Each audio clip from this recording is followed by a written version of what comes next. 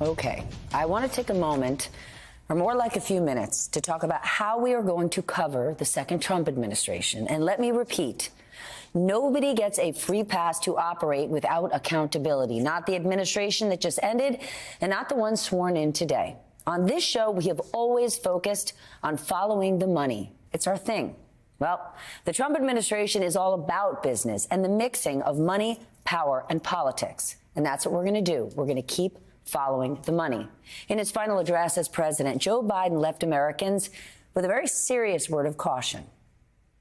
An oligarchy is taking shape in America of extreme wealth, power, and influence that literally threatens our entire democracy.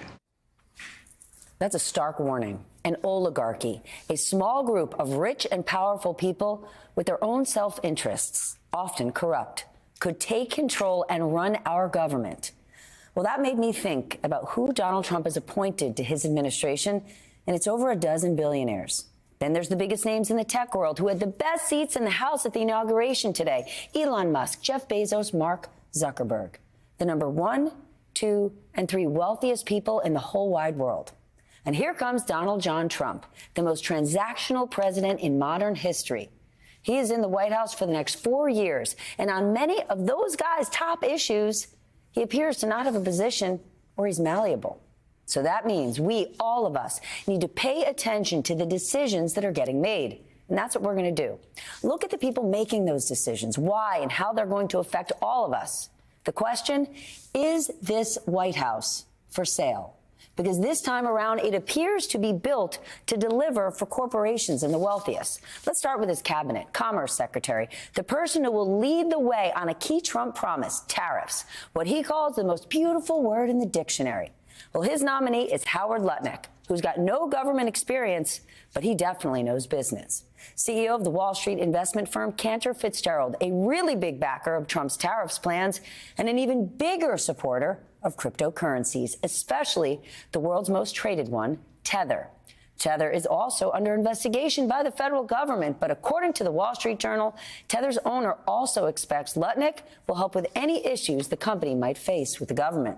If Lutnick is confirmed, he said he will step down as CEO and divest his interests so he can meet ethics rules. Well, we'll be watching. But it's not just who he's picked for his cabinet. It's also some key roles in the administration. You know, like the people who oversee Medicare, NASA, Social Security.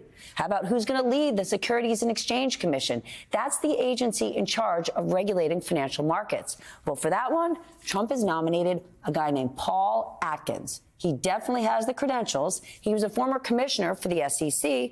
When he was there, he showed a pro-business bent, which is okay, but pay closer attention. Because in recent years, he's been a big advocate of, you guessed it, cryptocurrencies. That would be a huge change from the outgoing chair, Gary Gensler, who regularly fought with the industry. Many believed he was downright unfriendly to crypto, simply not open for business. But with Atkins, this is about as far as the pendulum can possibly swing to the other side. And crypto is happy, happy, happy. After Trump made the announcement, Bitcoin surged past 100,000. Donald Trump, no surprise, took credit, posting on social media, "You are welcome." And don't forget this one. Trump now has his own crypto exchange, World Liberty Financial. And just this weekend, in the last 3 days, he and incoming First Lady Melania Trump launched their own meme coin cryptocurrencies, which you will not be surprised, soared. That is another area we are going to watch. And how about this one? Lobbyists. Donald Trump highly criticized them in the past, saying leaders in Washington should not answer to them. Do you remember? Drain the swamp. Well, after winning, who was the first White House hire? His campaign manager and former lobbyist Susie Wiles to be his chief of staff. During the first Trump administration, the lobbying firm where she worked, Ballard Partners, they brought in more than $70 million in fees. And since her appointment this time around, it has reportedly signed up at least 28 new clients. And one of them is the crypto firm Ripple. Ripple gave $5 million of its cryptocurrency to the Trump inauguration, and they are also fighting a lawsuit from the SEC. There is so much enthusiasm from the crypto world that they hosted their own crypto ball to kick off the inauguration weekend. Now, some might say that's just how D.C. works. President Biden, he had all sorts of lobbyists in his administration or lobbyists advising him, former ones. But what I am trying to say is what is happening in this administration is massive. It is something we need to focus on. But finally, before we change focus, let us not forget the donors. Why are they there? Especially those huge tech executives I mentioned who are brazenly courting Trump. And boy, is it working. Elon Musk, of course, spent more than $250 million to help him get elected.